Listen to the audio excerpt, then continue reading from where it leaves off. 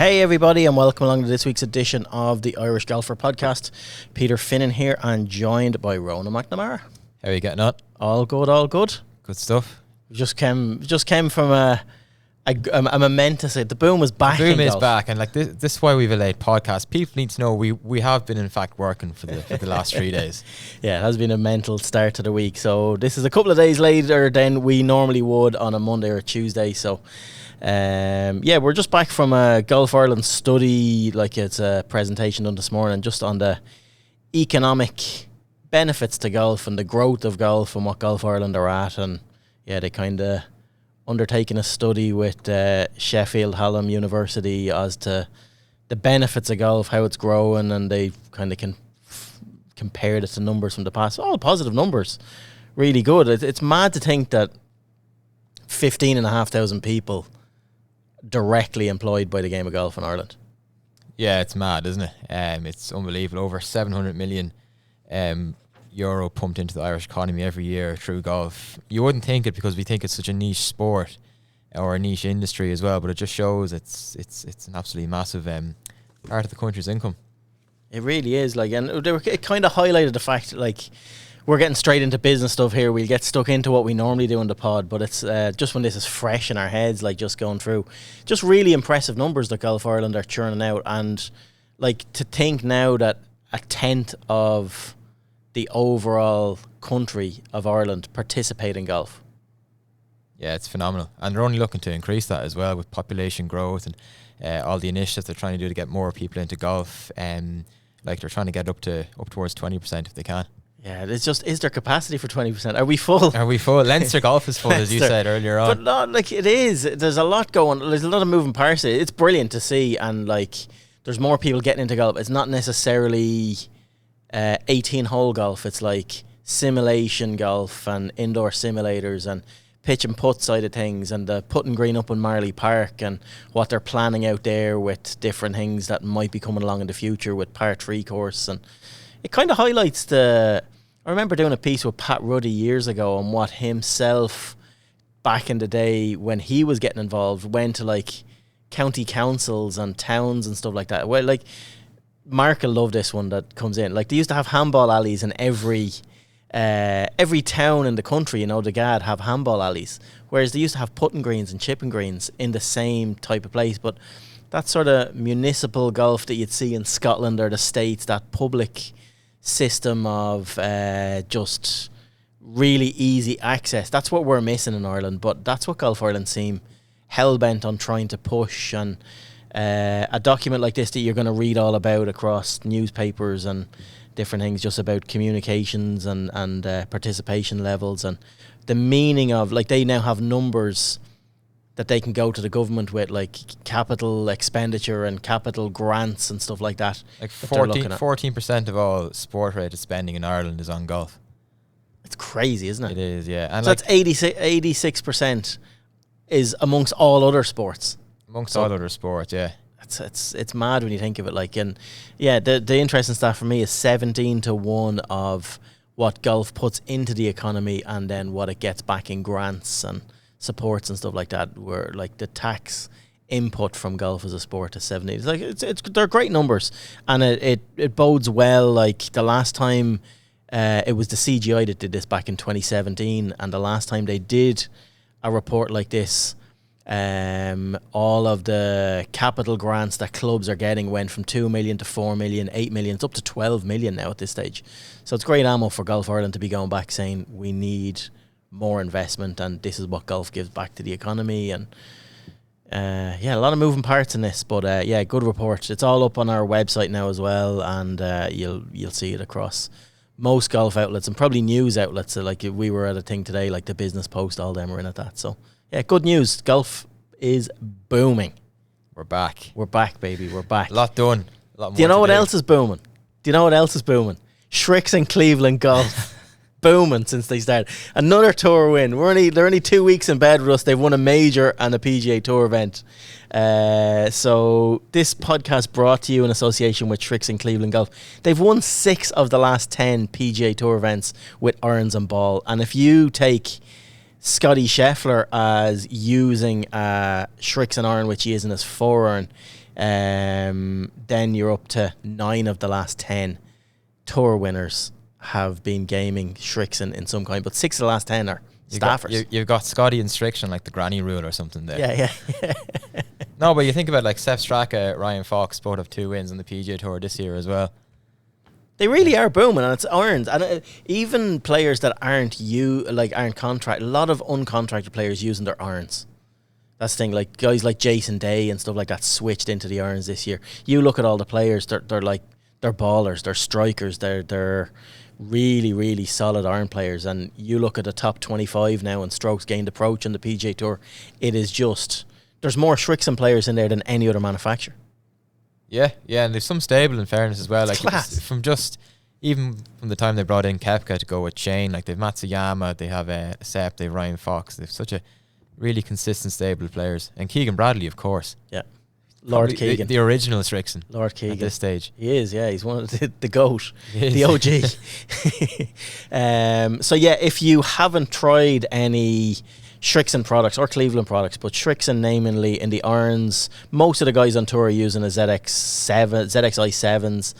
Few using ZXi 5 in combos. They're really good, and there is ZXi 4 as well. So plenty of wiggle room there for stuff. And ball is the big one for them. The Z Star, 3 different balls there: Diamond, your XV, and your standard Z Star. Like cleaning up on tour this year.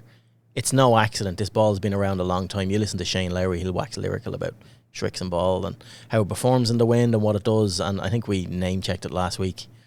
Like per head of capita globally, we're probably boxing well above our pay grade for Shrixon golf ball usage here in Ireland, be it from AD333 right up to the tour models. So yeah, check it out in your local stockist up and down the country. Right. Only one place to start, PGA Tour. Yeah, brilliant. I really enjoyed this. Did you? I did. I didn't want to watch the Travellers at the start of the week because when you look at like previous editions, you got your 25 and 26 unders winning, and it's talked about this sort of laid back form of golf compared to what you get at the US Open. So I wasn't really buying into it, especially after the first day as well. I thought Scotty was going to run away with it. Then as round 2 and round 3 went on, he didn't. And then Tommy being up the top of the leaderboard, you're very much invested in him as maybe like an Aldi version of Rory McIlroy in the majors. And I really did think he was going to get it done. I think when Bradley bogeyed maybe 13 or 14 and Tommy was 2 ahead, you're thinking you can't lose it from here. And somehow he did. And all of the old sort of McIlroy feelings in a major over the last 10 years kind of came flooding back. It was nice to be invested in watching golf again, because since McIlroy has won the Masters, it's kind of been a dry spell in terms of just the quality of golf and like the box office nature of it. So I really thought this tournament delivered, and I thought Keegan Bradley deserved it in the end. He played all the golf coming down the stretch. I know a lot of people don't like him. I like what he brings to the game in terms of like that feverish atmosphere that he generates. That's pretty much his personality. He thrives on that, which is why I think he'd be brilliant in a Ryder Cup if he does play, which I think he will. But look, it felt really bad for Tommy. Not that I felt sorry for him, I just felt bad. Like this was probably the best chance you're ever going to get. I think he will win, but this is the best chance. Like he's going to have to work so hard to get another chance like that. Yeah, there are demons there now. There are demons, and they came out. And like we'll get into it now, but like Bradley's behaviour, I suppose, was a bit. Maybe just read the room a little bit. Yeah, it's not. Yeah, we will get stuck into that. But yeah, I don't know. I'm the flip opposite. I think this is a shite tournament. I think it got a really good finish. That's what you want. Yeah, it got a really good finish. The back nine Sunday saved it. It doesn't really do anything for me. They got very lucky with the people they had up there, the storylines they had up there. It's the last signature event of the season. No jeopardy involved in it whatsoever. Guys hanging around like Shane Lowry, just wanting to get the hell out of Dodge and getting a flight back to Dublin. But yeah, I wasn't a fan, but I was watching it, keeping an eye on it, and then it just burst into life on the Sunday. And yeah, I'll remember this as one of the finishes, the most memorable finishes of 2025 probably, when if we were to have a look back at the end of the season as to the most memorable moments. But like from what we were served up in Oakmont the week before going into the Travellers, yeah, it's a nothing tournament for me, but they got an unbelievably good finish. They always seem to get good finishes at this tournament. They get 59s, they get all sorts of mad stuff going on, but 6-hole playoffs, they're a lot like. Yeah, exactly. So it always seems to have drama, and this was drama. Yeah, I'd be very like you on Tommy. Love him to bits, but my God, like, I'd love to see his whoop stats. Yeah. From that day, like the highs and lows and what he puts himself through, what he puts fans like us through. I was all like, in our groups and in any chats I was in, I thought this had Russell Henley written all over it, but even he fell away a bit towards the end. And you J Day coming as well, getting stuck in. Of all the lads, I knew Keegan Bradley wouldn't go away, but I didn't think he would finish like he did. When he threw in that bogey, I thought he was dead. Yeah, halfway through the back nine, and like he holds that tram liner, doesn't he, on like the 15th or 16th, and then he just doesn't miss a shot. Yeah, you have to tip your hat to Keegan Bradley, but at the same time, like, you have to look at Tommy, and like, I hate saying it, but it's a pure bottle job. Oh, it was. Like I hate tiring him with that, because winning at any level is not easy. Winning is it's the hardest thing to get over the line, but he just doesn't. He's not a killer. He's not a. Whereas Keegan Bradley, it's that underdog status thing, being down all his life, being excluded, always a chip on his shoulder. Yeah. And when he gets in there, he gets stuck in, and he doesn't go away. It's everything you'd want McIlroy to be when he's in the mix and stuff. But you have to hand it to Bradley. Like, but yeah, Tommy threw this away. Like, he was the only man in the top 10 over par. In the final round, you just can't do that. And 2 over for the last 3 holes, like, to tee off on the 18th, and the shot on 18 on that hole, the hardest shot is the drive. Yeah, it was a brilliant drive. And if you were to say walking down that fairway to him, like, you're not even going to get into a playoff from here. You have 148 yards to the green. There's a little bit of wind. It's just that indecisiveness, that standing over, changing his club. He wasn't comfortable. He just wasn't aggressive coming down that stretch at all. Even like the pitch he has from the right hand side of 15. I know he was like, oh, I can't believe that checked up so early. It was a poor shot. Yeah, it was. It was a poor shot. And then, he goes over the green on 16. The chip he hits is absolutely atrociously bad. It's like, if you saw that at your own club, you'd be like, what the hell is going on?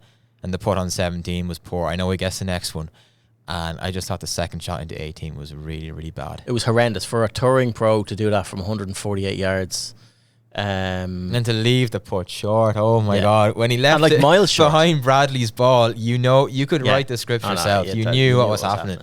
But yeah, Keegan just showed a total lack of winning is, and how you celebrate winning and how you do.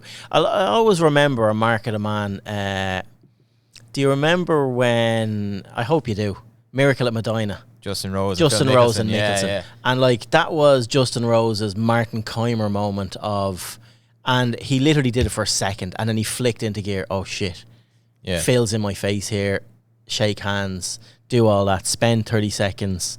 And like, Mickelson was shell-shocked. But he took the time and did that. And that's a mark of the man.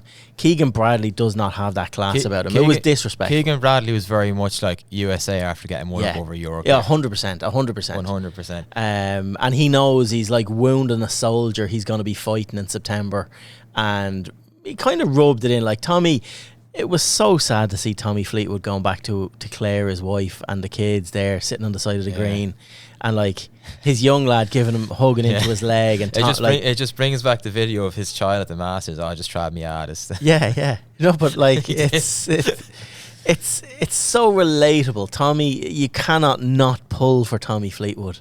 I hope it's written in the stars that he pulls out a bag and put rush and he wins a major, and it is just this ultimate release, because we will see a release from Tommy Fleetwood on the same level as Rory McIlroy in the 18th at Augusta National. Yeah, you probably would. We would. He will get unbelievably emotional, because he is so honest, down to earth, open. I just found it very hard to, and a mark of the man as well of Tommy, to give an interview straight afterward. Like, I was shell shocked watching it. I was going, oh my God. And then 2 minutes later, he's a camera in his face and a microphone, and he's pouring his guts out. Yeah. And he's been so honest and frank, and the wind just got up, I changed, I was indecisive about that, I'd love to go back to that, and we learned from this, and like I was just like, oh my God. You just want to give him a hug. Like, Yeah, really did. But yeah, so be it. On to the next. Like, it's sport. That's what sports though. That's why we love it. These stories. But yeah, Keegan Bradley. I don't know. I have to bite my lip around him. I was giving a bit of the USA when he was making the charge. Like, I just wanted something to be entertaining on a Sunday night. But I obviously did want Tommy to win. But I thought Bradley brought great entertainment to it. He did, and now he's brought. I just think it's bad leadership from a Ryder Cup point of view. Like he said, unless he qualified for the team, he is not going to play. I don't think he's a chance. Like, he needs to win another one, if not two, events to make the team. Yeah, in the top 6, he is he's going to be in the 7 to 12 bracket. On the thing of guys that are close but just not quite making it. But like, I think he's 2,500 points, which is $2.5 million away. So he needs to win one of the playoff events or a playoff event and have a couple of seconds in the other event. I don't think he'll do that. But to bring himself into the equation straight afterwards and say, I might pick myself, I think is bad leadership. I just think, I don't know if they have a plan B in America. Like, is the plan B Tiger Woods, or is it Brandt Snedeker or someone like that lined up in the background? But they need clarity, and I think this is playing into the Europeans' hands. He's like the evil kid in the cartoon in like the sweet shop or something. He has his run of the place now. Like, in saying that he might pick himself was poor leadership, in the sense that you've got 6 guys working out for places who might think now, oh, there's a place less. So Keegan's just going to pick himself. Yeah. I'm 14th in the rankings. You know, he's not going to pick me because he's going to pick himself. No one on the European side will comment on it, because nobody wants to have a quote that they can hang up in the locker room. But I'm sure if, like, Luke Donald puts, I might pick myself. Yeah, in the locker room. But like, no one will put a, like, you know, I think it's impossible to be a player captain in the Ryder Cup. In the modern era of Ryder Cups. Like, I know it was done before, but like, you're going back to Arnold Palmer 70 years ago. Like, and that's when it was like shite European teams going across. It was cannon fodder. Like, didn't matter who. Like, it's like winning the SPL. Didn't matter who was the manager. You know, Celtic are going to win it every year anyway. Yeah. Like, I think Bradley would be great for the Ryder Cup if he plays. I think it would be brilliant. So do I. But listen, I'd have him in the trenches with me over any of the other players that are in that 7 to 12 bracket when you look at it. Yeah. If it's a team thing, and if it's someone that it means so much to, which it does to Bradley, and like we said, he's a chip in his shoulder, he's been excluded from all these. I'd love if it came down to a choice between him and Justin Thomas, and he told Thomas to go fuck himself. Right, JT. None of the frat boys.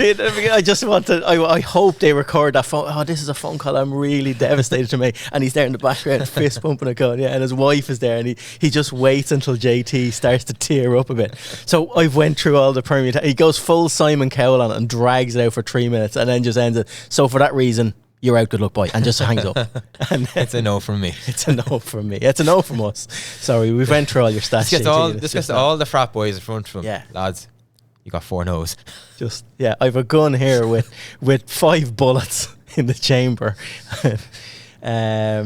So yeah, I think he will. I think he's going to play. I think he's going to pick himself. I think he's going to play, and I think it'll make America stronger. Only if he doesn't manage as well. If he tries to do both, I think it'll play to the Europeans' hands. Yeah, from like the pantomime effect of the Ryder Cup, I think he has to play. Yeah, and he needs to pick Patrick Reed as well. Can you imagine? Just pick the 2 most hated men in America. Just upstarts. But like, statistically, you can get away with murder at a home Ryder Cup. Like, you're meant to win, and the stats will all point. Like, we haven't won away. But can you imagine since Bradley, like, as a non-playing captain, how much he'd rile up the crowd? That'd be tenfold if he played. Do you remember him and Mickelson playing together? Yeah. Bradley's a great Ryder Cup record. He does, yeah. And the caddy waving the flag, like the big American flag. Like, he's savage. He was brilliant in Medina. He was probably the shining light for the Americans. He won a point on Friday morning in Gleneagles. lost in the afternoon, was left out of Saturday altogether. Played Sunday, lost to Jamie Donaldson, never seen again. Yeah. Yeah. And he'll be a good captain. Like, he'll be a good captain and he'll be a good player, but he can't do both. And we there's only so many times we can get lucky with, like, gobshites like Zach Johnson being captain of their team. Just imagine Bradley after, right, lads, lost that session 3-1, but I played well. Yeah. Exactly. So I'm going to pick myself again. I have a lad like that I play golf with every week. Mick, I'm just going to call him out straight. Like, he's just a pure Mayfainer, and he's like, he'll go on, like, he was playing Barton Cup there a couple of weeks ago. Oh yeah, my man put me in the water in this hole. But I had 39 points off my own ball. I said, it's foursomes, like. Yeah, but I played well. Every shot I hit, I got a point. Well. I played well. So yeah, Keegan's one of those lads. But I think that's it from PGA Tour. Like, lots of memorable stuff. But yeah, I'm never a fan of this tournament. Straight after the US Open as well. Last of the signature events. Last of the silly season money before we get to a lot of jeopardy on the line. More of the silly season. And then we money. get to the FedEx Cup playoffs, which they've totally revamped again. So looking forward to see how that pans out. But yeah, there's still a lot of golf to play before we get to Ryder Cup time. Sticking with the pro game, we drop back to Challenge Tour. Max Kennedy, our own Mad Max. He will be very I know you've spoken to him since. Yeah, knowing Max like I do, and knowing the type of character that he is, I think he'll just consider this as one disappointment closer to where I want to be. Because look, it's golf. There's going to be more days like this, like the one he had on Sunday. And you have to call a spade a spade. He threw it away. Oh, he bogeyed the last, didn't he? Yeah. Doubled it, yeah. He doubled it. He thought his partner, James Morrison, was in the fairway, even though hands went up from like the marshals or whatever it was. And Max thought he had to be aggressive off the tee instead of just babying one down there. And he put one in the bush, and it turned out James was in the bush as well. So that's how they went to the playoff. And then to bogey the playoff as well, you're kind of handed to your opponent. You've lost it more than James Morrison has won it. So you've played 2 holes, and the 2 most holes with the most jeopardy in 3 over par. Yeah, like he led by 3 at one stage during that round as well. Look, it's a learning experience, and showed some serious golf, like to shoot 60 out there. To shoot 60 as well. But what's even more impressive is to bounce back from the 76 and keep yourself in the mix as well. Like, is really good going. And look, he's into the top 20 now on the road to Mallorca. 20 DP World Tour cards available. He's taken a big step towards where he wants to go, and that's the most important thing. Yeah. Like, if he comes second, you'd be saying, oh, what a great week. No, 100%. Yeah, definitely. It's just, it's like Tommy. If he finished second and you don't know the circumstances of it, you think that's a great week for him. He's building again. He's building up, whereas scar tissue. But I don't think Max Kennedy will suffer any scar tissue from this. Like you said, I think, for use of a famous phrase, I think he'll kick on from this one. A definite kick on. Right, the Amateur Championship. Oh, this was one of the best finals I think I've ever seen. Yeah, wasn't it? It went a bit stale in the middle. Well, if you've played 150 holes all week and you're trying to play 36 in one day, you'd be knackered as well. But I like that. Like, it's very rare you see a 36 hole final go down to the last. And what Gavin Tiernan did against Ethan Fang was unreal. The golf did get pretty stale in the middle. They were fighting amongst themselves for their own swings. But 2 down with 3 to play, birdies 34 and 35. And then unbelievable birdies on 35. Like the one he poured in on the 34th on the par 3 was just a dagger to the heart of Fang. And then Fang misses the green on 17 with like a lob wedge in his hand. And like Gavin just showed some serious balls to. But so did Fang. That shot into the 36. Oh, the shot into the last was crazy, because the 2 of them were in the mayor's office off the tee, and Fang hits. It just goes to show momentum is huge in these things. All momentum was with Gavin coming down that last. They both pipe drives down. But then Fang gets to hit first. Yeah, that's everything. That is decisive. That's everything. And it's just the look of it. So it was 2 yards or something between them. If you're hitting first into that last green, you have a chance to, because then it's like, if I miss, I'm dead. I'm gone. And that's what happened to Gav. He just got a bit of a flyer and left himself too much to do. But Fang still hold the putt. There didn't look to be that sort of a differential. I know Fang's been around a year longer, probably at the top of the game. than Gavin. Like, world number 7. World number 7. There didn't seem to be that much of a difference in their games between them. I know you're splitting hairs when you're at that elite level, but like Gav's ranked outside the top 1,200 in the world. Yeah, coming into this, like so he's moved up to 677 now in the world. But like looking at like Gavin's playing as much golf, you know, as Fang, and like he finished 7th in one of the American collegiate events towards the end of the season, and he was playing well in the East of Ireland. Came 3rd, 6th in the Connacht stroke play. Okay, it's only the Connacht stroke play. Like he'd been playing good golf, and we've gone on about the rankings before. Like he's not a 1,340 in the world, whatever it was. And amateur golf is so volatile. On any given day, anyone can beat anyone. Yeah, you just get your eye in one week and you roll in a few putts. He looks a baller. He's just so mentally strong, and he's such a belief in his own ability. Yeah, that's what impressed me most, and you don't see that much with lads. You see some lads with natural, looking ahead, like he's built different. I love how he said, I'm the best player here. Yeah, you have to believe that. You need that arrogance. Yeah, a lot of people might have looked at that quote and thought, "Oh my God, he thinks he's the big time." Yeah, 19-year-old. Well, he's only done this for 1 week. You need to believe that. And the confidence that he showed of like, I've played the best golf of my life since January. I've been building towards this. Like he qualified. He came through the pre-qualifiers. Yeah, he breezed through it like as well. In fairness to him, one of 3 players to come through the pre-qualifier himself, Stewie Grehan and David Howard, who's having a great few weeks as well. But no, what he did was unreal, and the amount of Baltray members that came out to support him was huge. Yeah, which was brilliant. I tried to fly over on the day, but I didn't fancy paying like a grand return in flights. Where do you think he goes from here? Apart from back to Tennessee, don't give me a cheeky answer. Look, I met him last year at the Irish Amateur in Ross's Point, and he was in contention then. And I kind of noted to myself how cool he seemed upstairs, and like he didn't back away. Finished 6th that week. I think his target needs to be now go and win a championship or put yourself in the mix. Yeah. More often. He'll do damage in the close or something now. Yeah, and he's already picked for the Irish European teams in Killarney in a couple of weeks, which is huge. I think that's going to be his debut for Ireland as well. And it's great to have a young player coming through like that. I don't think he'll be a flash in the pan, just as how mentally stable that he is and how hard he works in his game. Got a great coach there in Aaron O'Callaghan over in America. I think, interesting to see how he does the next 12, 18 months. His swing impressed me. His swing is very, it just looks so cool under pressure. Yeah. He didn't change, he didn't speed up, he didn't slow down. Everything was the same. He looked so in control of so many things, even when his back was to the wall. And, throughout the round, he struggled off the tee a little bit, to him and Fang. Yeah, but that's fatigue. It's fatigue.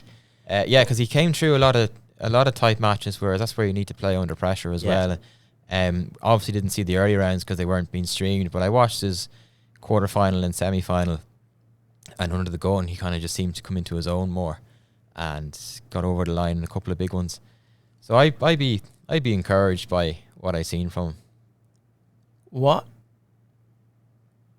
This is a weird way about going about it. You're talking about you being encouraged about the discouragement, the bad side of this. Oh, it papered over another poor week. It did. Let's be real. Yeah. When I'm looking at the stats of it, only 3 out of 18 Irish in the field made it through to the 64. Yeah, just one more than last year did. On home soil. And then for the second year in a row, only one person got through the first knockout round, which was Gavin. Yeah. Look, we've said it before. We've said it kind of off recording and everything before, that the fact that Stewie Grehan's come back and he's probably been our best amateur isn't good. Yeah. That's not Stewie's fault. No. Like, he's going really well in the European Amateur. Was second. He was runner-up in the European Mid-Am. He's second now in the European Amateur over in in Sweden. Like, he's on the Irish European team. He may well make a Walker Cup place, but who's coming in behind him? That's what I want to know. Yeah, and we're beating this drum all year, but yes, Gav getting to the final really just papered over the cracks of not the best of weeks for Irish amateur golf again in the biggest amateur championship. Considering the the odds of the numbers, the volume of people that we have going into the field, and then what we get back out of it. Yeah, it's and I'm not pointing the finger at players individually. We were so close having 2 brilliant weeks. Like, you think Gavin's beaten on the 36th, John Doyle in the St Andrews Trophy only 17, beaten in a playoff. And Max Kennedy beating in a playoff. Yeah, in the you're pro thinking ranks. we could have, if you flip the narrative in those three, and it's different. When you come back to John Doyle 17 and Gavin Tiernan 19, that's great and everything. But you're not expecting that from them. Where are our 21, 22, 23-year-olds? Where are they? 24-year-olds? Like, where are they? Like, where are the Max Kennedys, the Liam Nolans, the Mark Powers? Where have they gone? The Rob Morans? They're not there anymore. It's the same with the women as well. Like, they didn't do too great at the women's amateur, but like, they've lost so many players to the pro ranks in quick succession as well.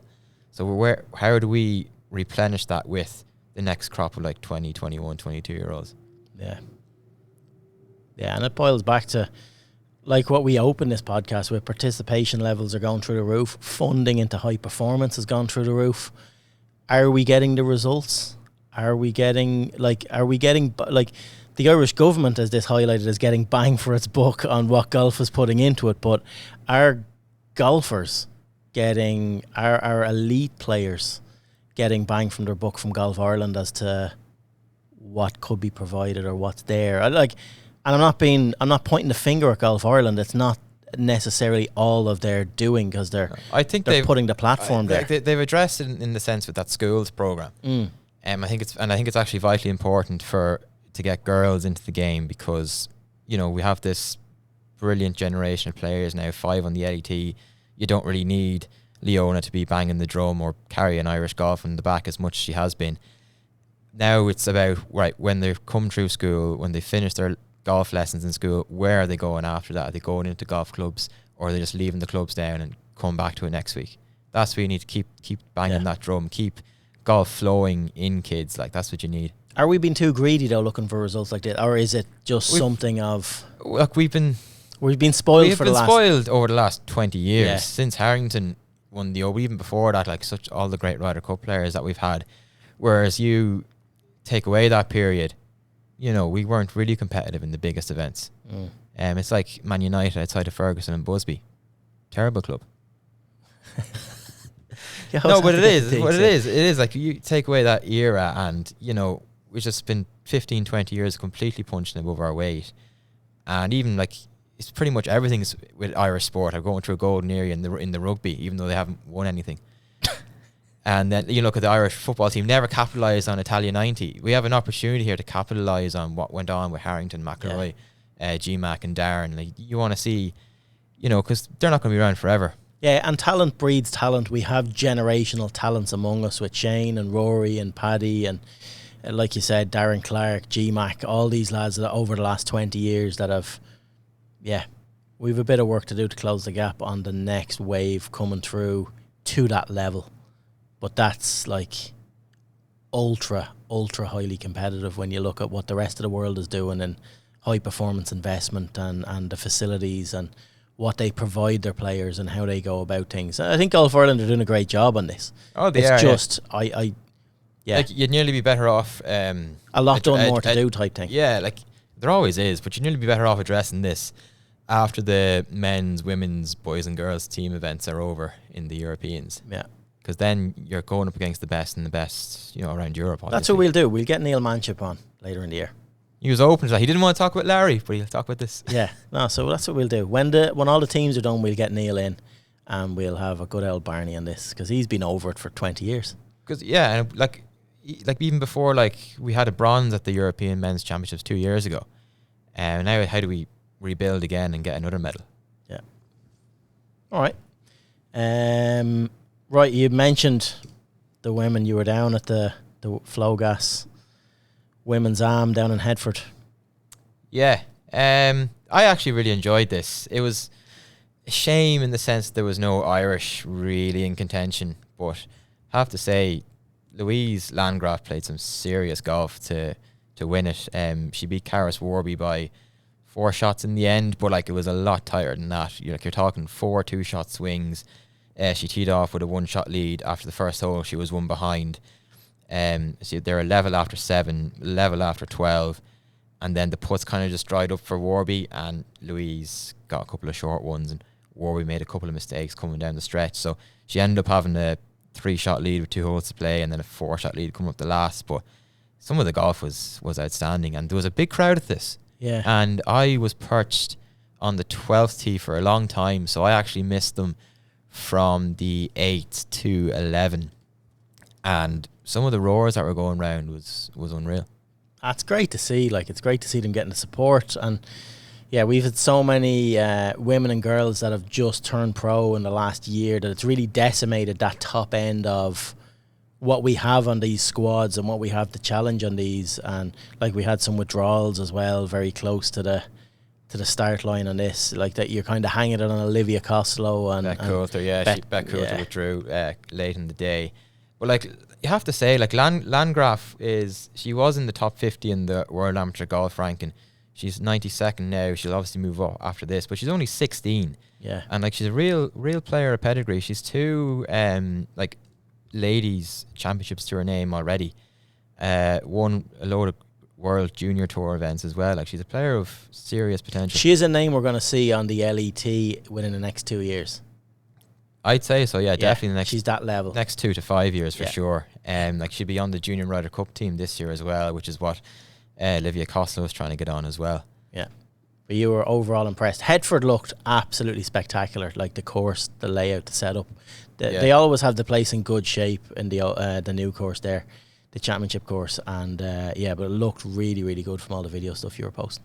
Yeah, and even going as far as the clubhouse, great atmosphere in the clubhouse. A lot of the members came out to support, which was obviously really important. And lots of volunteers chipped in to do their bit. Even Sport Ireland came to do a bit of drug testing. That's always fun. And but no, I really thought this was a really good event. And we've had the Irish Close there a few years ago with Quentin Carew and Hugh Foley. There was about 5 times the crowd there at the weekend than there was for that. That's Not really even good. messing. That's really good. It's mad to see, like, the leaderboard. You look at the leaderboard, the final leaderboard, and then the under 18 leaderboard. It's the same names. Yeah, they're all young. It's unbelievable. Yeah, no, it's good. Sticking with the women's game, with the women's PGA in Frisco in Texas. Yeah, Leona's back. Leona's trending back for the Irish. Everything's back. The boom is back. She said she will be trending for the Irish Open, and she is. It just shows you put her on a tough golf course where length isn't your friend, and she's away. Yeah. And I think maybe the final round, not being in that position for a long time, might have caught up with her a little bit, but top 20 is definitely an improvement considering she'd missed 4 cuts in a row. Top 20 was the worst she could have been. Yeah. Like, she should have been in the top 5 here, just barring she had a bit of a nightmare in the final round. Yeah, like, it doesn't do much for her world ranking, moves up 87 to 84. But other than that, like, she had an outside chance after 54 holes to win, which is more than you could have expected given how she's played so far this year. Yeah. Dermot Byrne back on the bag, gone back to her old putter. She's anti-torque now. Dermot's only 2 weeks on the bag now, but Shane just had some passport difficulties, I believe, and Dermot stood in. Dermot stood, yeah, exactly. US Border Customs Patrol, they catch up with everyone eventually, lads. So yeah, no, it was good. It was good from a Leona point of view. I just found this tournament incredibly hard to stomach. I know Frisco was. I was there last year. Played both golf courses there where the PGA of America are. It's kind of a soulless place. It's out in the middle of nowhere. So was Erin Hills though as well. Yeah. I don't know where they're putting these events. Yeah, this is so out there, like nothing near it. 2 golf courses in the middle of nowhere, but it's like it's the biggest putting green I've ever seen in my life. Like, it's like huge big thing, and like this little golf village and stuff like that, and hotel and also. But yeah, the PGA of America they have Ryder Cup ambitions for this golf course, and PGA Championships is already listed down as going to host a couple of men's PGA Championships and PGA of America tournaments and stuff like that. So yeah, like, they're trying to build some. They have it's kind of in that sort of Dallas, Texas area. You have Scotty Scheffler and Jordan Spieth and all close by, buying houses on the property. And it's just like a building site when I was there. Really nice golf course, but building site off it, and just, yeah, it's a bit meh for me. Yeah, I don't have a great affinity for the golf course because there was 6-hour plus rounds.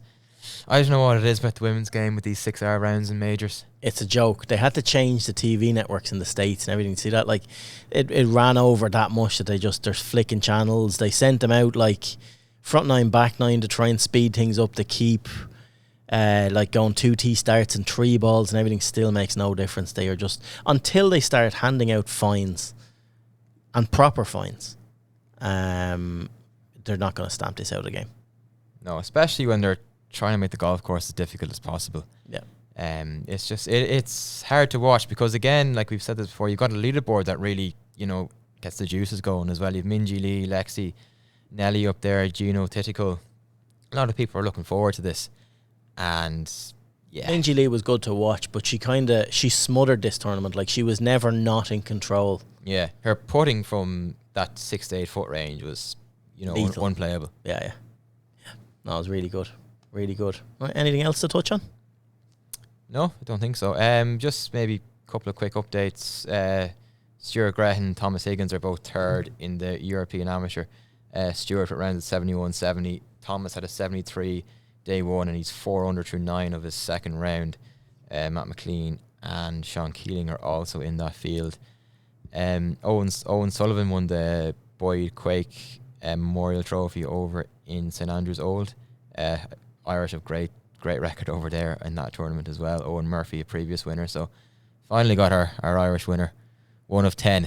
1 of 10, yeah. We had good luck as well in the regional qualifiers. So it was on the island the other day, the last of the open qualifying series events. So 9 of the 10 that qualified from the island for final qualifiers, which are early next week, Irish players. So you had a good few guys getting through that.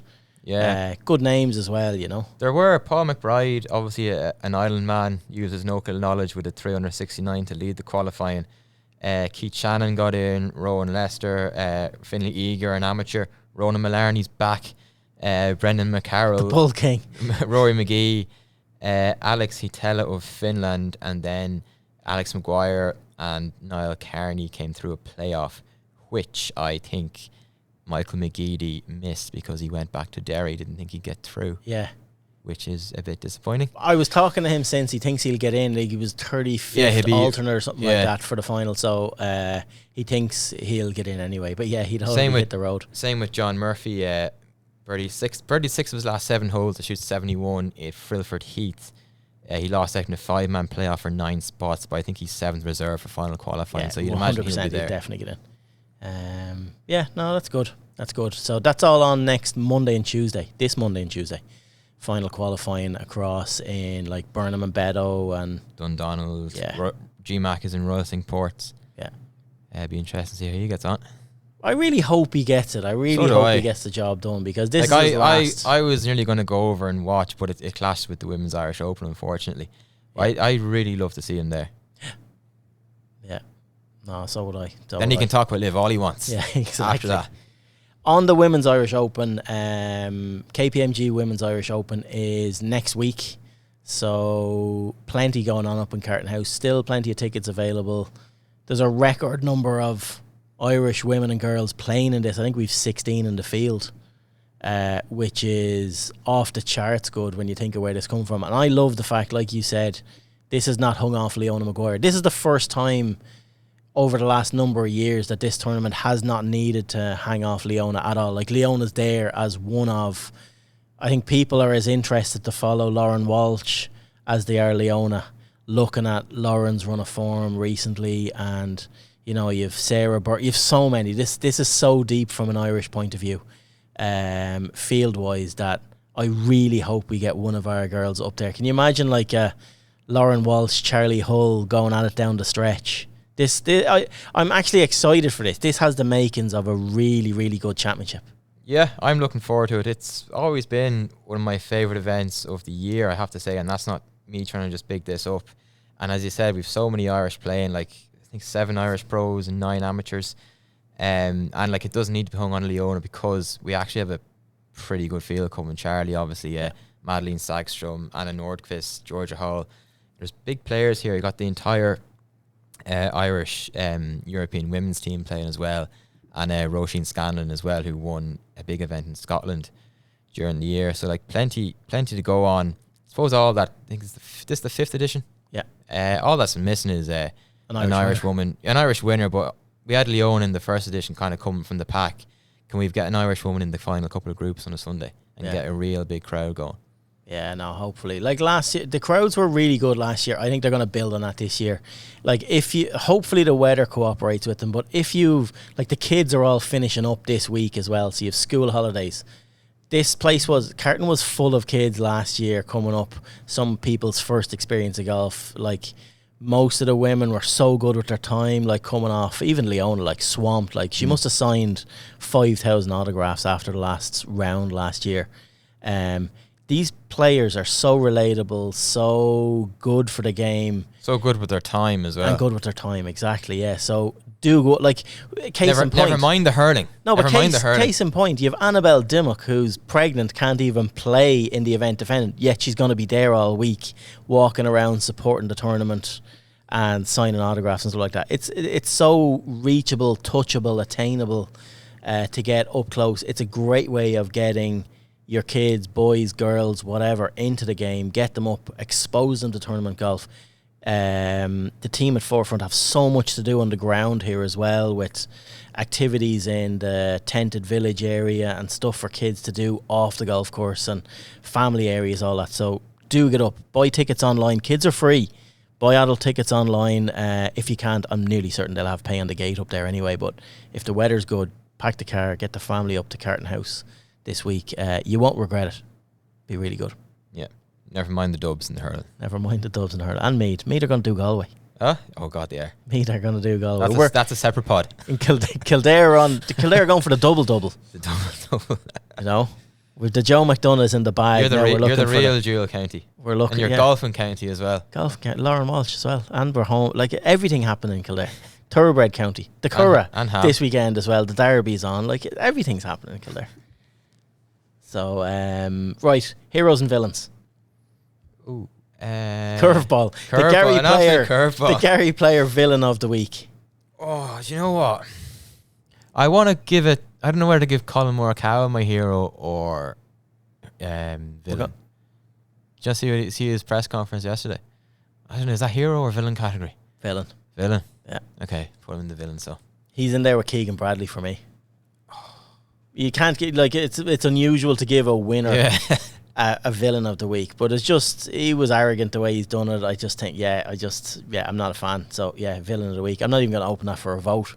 He's just Keegan Bradley, Gary Player, villain of the week, USA. Stick it up your arse. You're getting very patriotic. Yeah. Even though we're supporting the US in the Walker Cup. Yeah, but that's different. That's different. Right, Paddy Harrington, heroes of the week. Yeah, go on, you go first. Like, just because he came out of nowhere, I'm going to put Gavin Tiernan on, because it's just such a monumental achievement, despite losing the final on the 36th hole. To put into context what he did, he played more golf than anyone. Like, he didn't finish any of his matches early. Like, he was taken down the stretch time after time after time, answered every question, even in the final. 2 down, 3 to play. Won the 34th, won the 35th, brought Fang straight to, like, just, he asked the right questions at the right time, and he got me excited as to, this is the first of a lot of things we're going to see from Gavin Tiernan. I think I just like the cut of his jib. I like what I see, and yeah, more of the same. Looking forward to seeing him in the close in a few of the championships. I don't know, will he be around for the South? Does that clash with college stuff, or? No, the South is the week after the Open. Perfect, yeah. So you should be there. So, yeah, I'd be interested to see that. So, yeah, he gets my hero nod. Fair. I'll give it to him as well for a different reason, for speaking after losing. Yeah. Fairness to him. Like, he actually gave a great interview after he lost, because he must have been devastated and tired at the same time. But I'm also going to give one to Headford as well. They put on a great show last week, I have to say. Yeah. In fairness to them. No, I'll go along with that too. Right. We'll be back middle of next week, I think. there's not much live from the KPMG Women's Irish we'll Open. be up there on the Wednesday and Thursday KPMG Women's Irish Open. We'll bring you some stuff from up there, but yeah, cheers for tuning in, and we'll chat to you again next week. All right.